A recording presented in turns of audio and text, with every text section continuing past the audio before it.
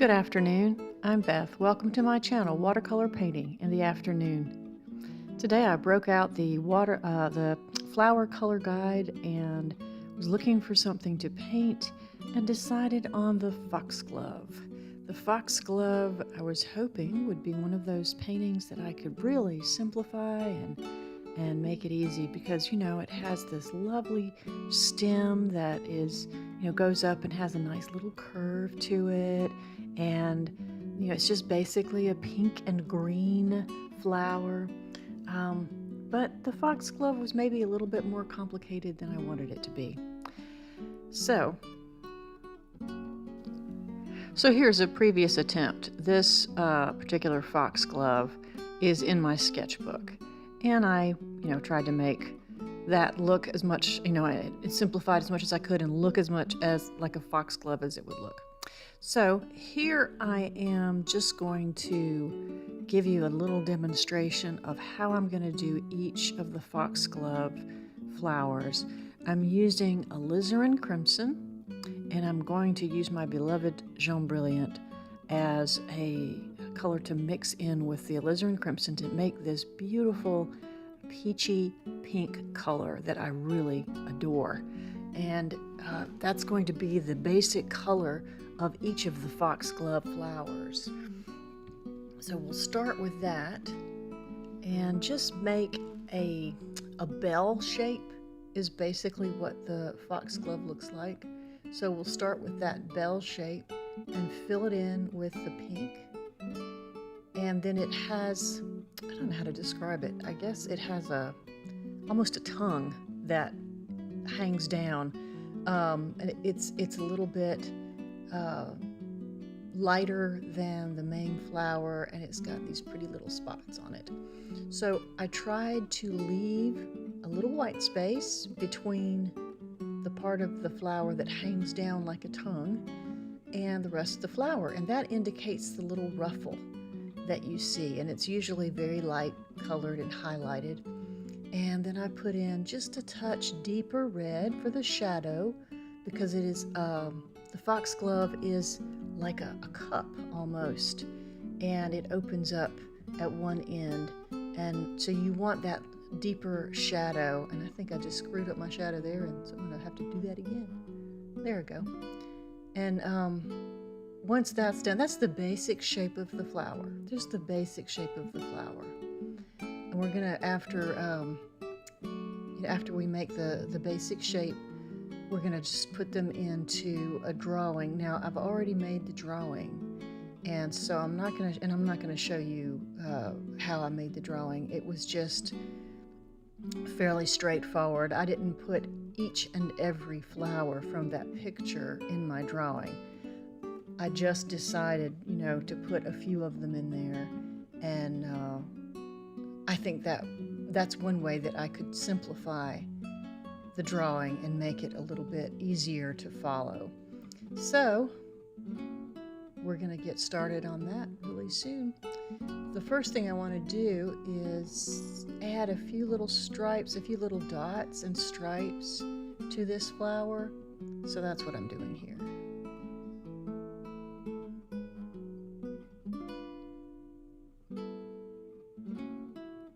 And then the green cap and the stem.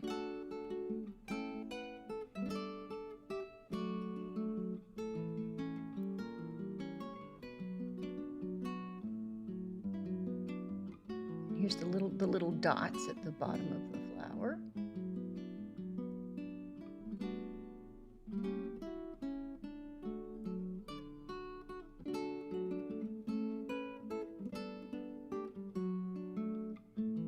And a larger brush for some of the green.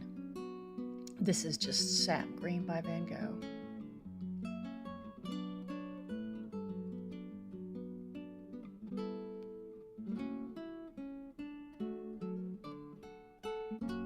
It has this cute little cap on it, and it's attached then to the stem.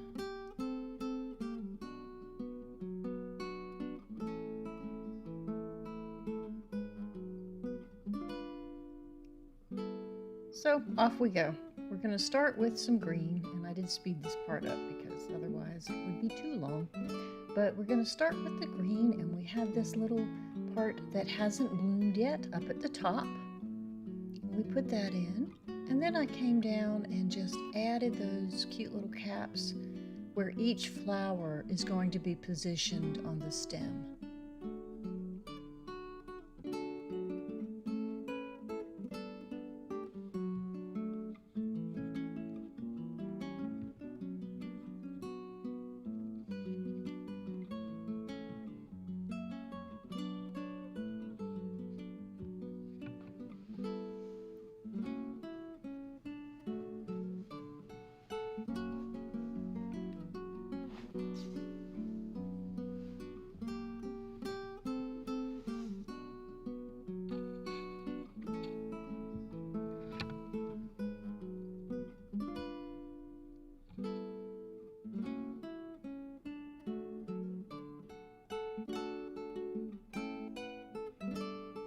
I kind of think it's nice to put the cap on first because that tells you where your flower is going to be, and just it acts as sort of a guide as you're going along.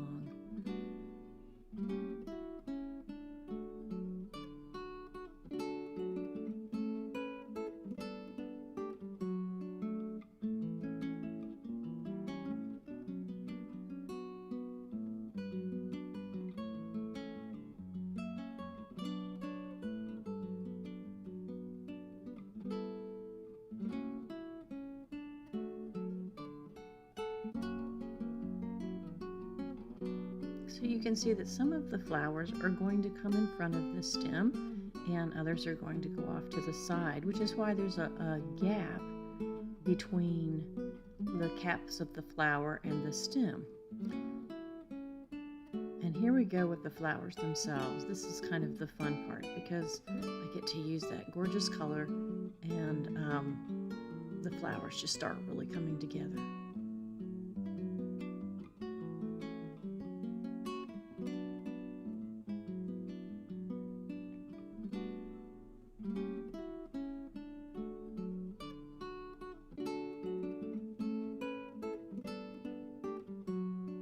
These little flowers have not yet opened. Up there at the top, they're just buds.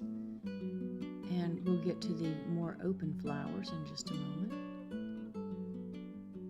So I think this one is an open one. And like I said, you're going to just paint a bell shape and an opening. And you're going to leave a little white space between the flower and that little part of the flower that hangs down below. What I basically did here was just fill that part in with water, just clear water, and then I tapped some of the pink color in so that it would be very nice and pale. And then I took some of the alizarin crimson and I tapped that in up near the highlighted area, up near that little line that I left. And it really gives it a sense of depth. It gives it a sense that it's an open blossom.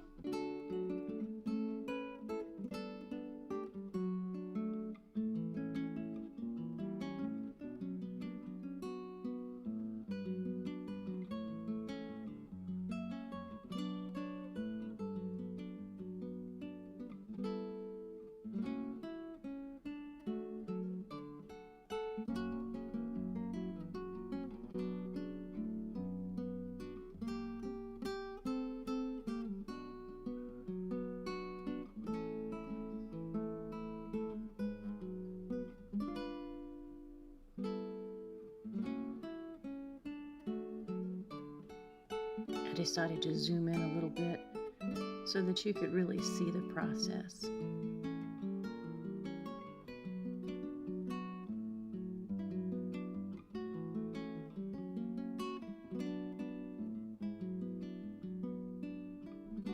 Little squiggly line, and then I come underneath, leaving some white, and just wet down the area that's underneath. Then I'm going to touch it with some of the pink color. And while it's still wet, we're going to do wet on wet and touch in the alizarin crimson. And that's going to give it that little shadow and that sense of depth.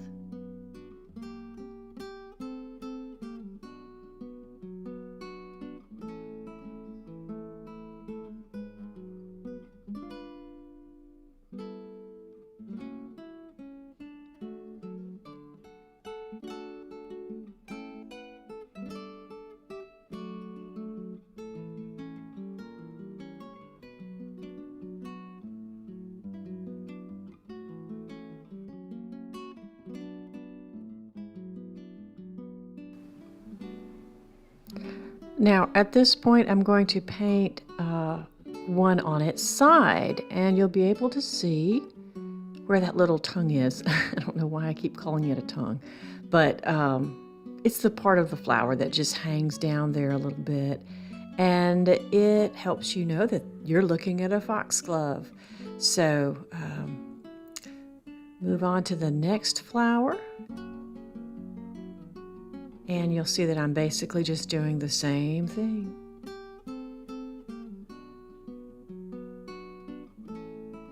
Leave the white space, add the clear water, tap in the pink,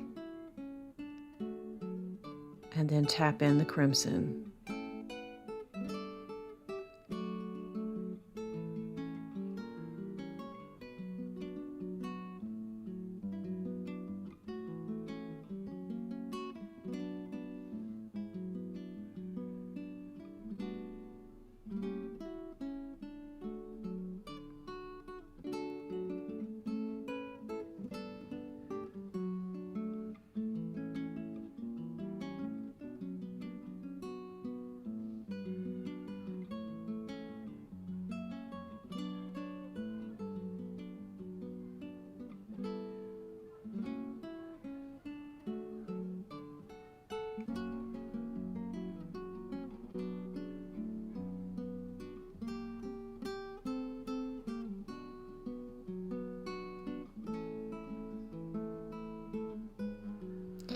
And here you have the finished stem.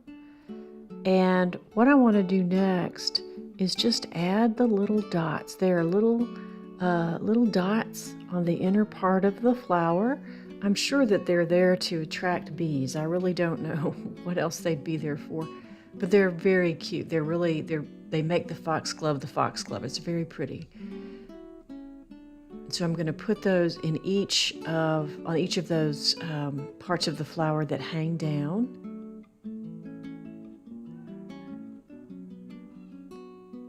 I don't know if you can hear it, but there's a bunch of kids at the swimming pool across the street from me, and they are screaming. They must be playing some kind of game. And here what I'm doing, I'm just putting shadows and, adding more depth to each of the flowers. Okay, right there, I realized I had drawn in a flower that I forgot to paint in. So I went back and painted it in.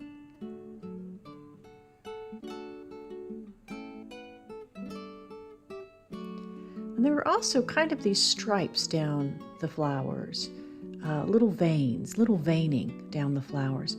And I didn't want the veins to look like stripes. So at first I put them in and they looked a little too stripy. So then I went back with my paintbrush and just fuzzed them out a little bit and put some shadows where they needed to be.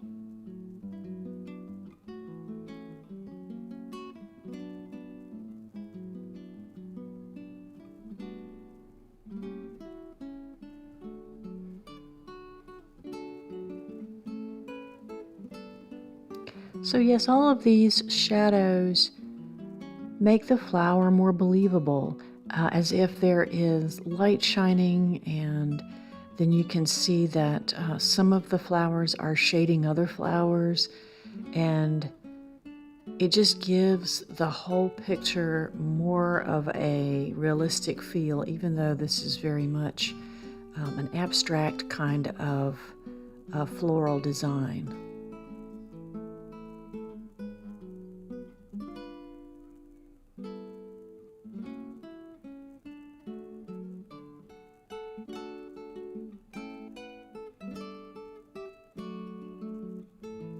Deepening the shadow right underneath the lip there.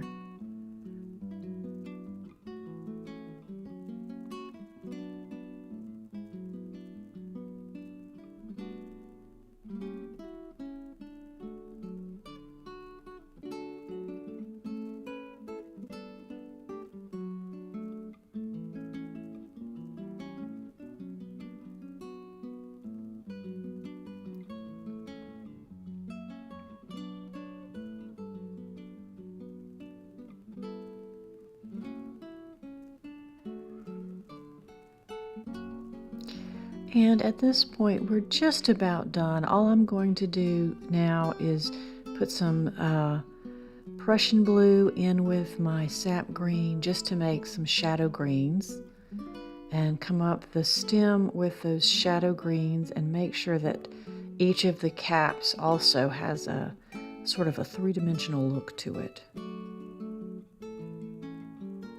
I really hope you've enjoyed this video, and if you have, please remember to like and subscribe if you haven't, and I'll see you next time. Enjoy painting.